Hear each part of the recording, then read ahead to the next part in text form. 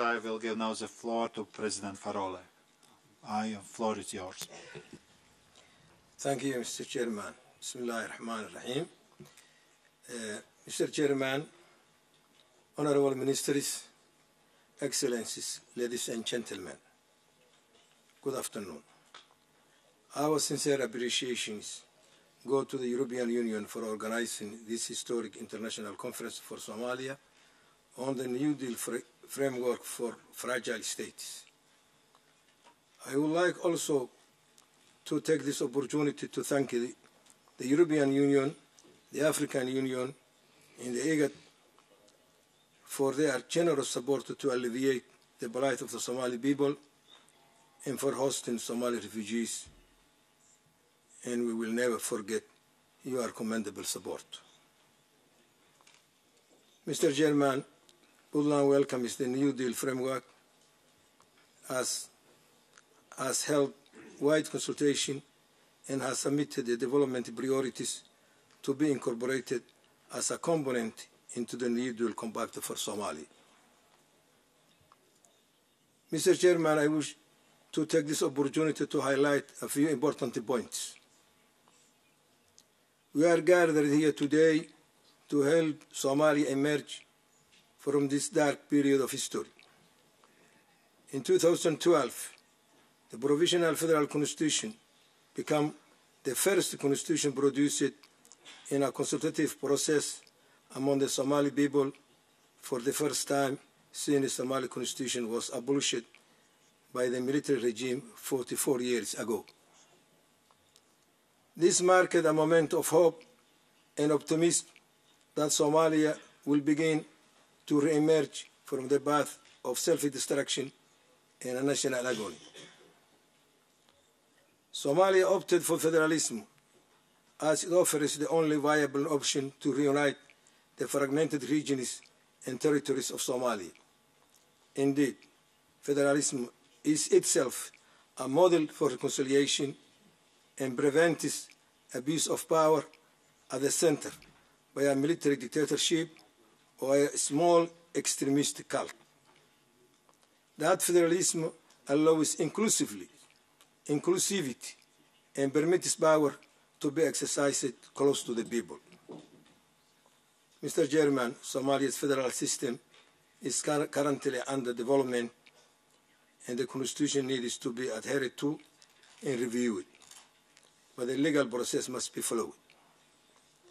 The federal constitution in its final form must satisfactorily address autonomy for the state. Until that final stage is achieved, the political decision-making of Somalia shall be shared between the federal institutions and the federal states for the benefit of the Somali people. Parallel with progress on political settlement and stability, Somalia needs holistic socio-economic development based on benefiting from local resources responsibly to overcome poverty, unemployment, and to stop metamorphing threats emerging from Somalia.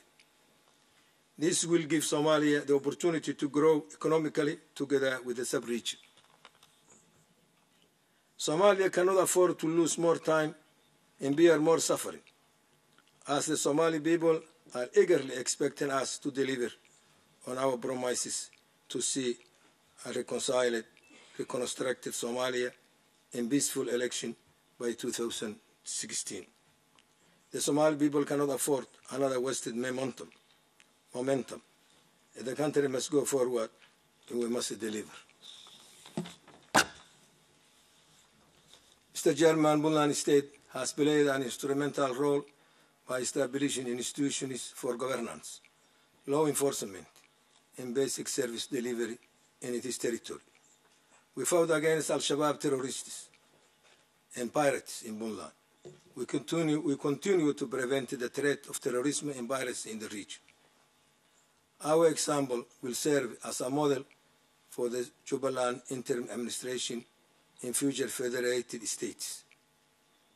Puntland strives towards rebuilding a new Somalia, and Puntland requires international support for security and development to encourage future federal states and the stabilization of Somalia. Puntland has decided to implement a public financial management system, including processes, procedures, and other related items. Mr. Chairman, Somalia, in its current situation, needs the implementation of a political timeline agreement of 18 months to accelerate formation of states, finalize the federal constitution, and fully implement the federalism system in the country. The time has come to unite behind a common purpose of rebuilding Somalia and implementing agreed upon principles. It is a time to build a national cohesion for political and socio-economic development, which requires political will and courage of Somali leaders. Mr. Chairman, my national vision is the rebirth of a new Somalia that enjoys full peace, is a respected member of the community of the nations, self-reliant, respects human rights and gender equality, that brings hope to its citizens and attract voluntary repatriation of Somali refugees. I envisage Somalia moving toward regional economic integration and attracting investment for economic growth. As the President of Puntland, a veteran of Somali national peace process, and one of the roadmap signatories to end the transition in Somalia, I make myself available to work with other Somali entities, including the federal government, willing to contribute positively to all efforts to restore the fragmented Somali nation state. Mr. Chairman, finally, I take this opportunity to remind the conference participants that while Puntland strongly encourages strict checks and supervision to ensure legal transactions and prevent security risks, we appeal to Western countries in the wider world not to disrupt the Somali money transfer system, as millions of Somalis in Somalia, in refugee camps, and students around the world studying abroad on the Hawala system for their livelihood and future. In conclusion, I repeat my appreciation to the European Union and the wider international community, front of which is the African Union, who have provided security forces to Somalia to stabilize in eager countries. And I appeal to you to stay close by the Somali people as we undertake these vital steps to secure peace and stability in our country. Thank you for your patience, and God bless.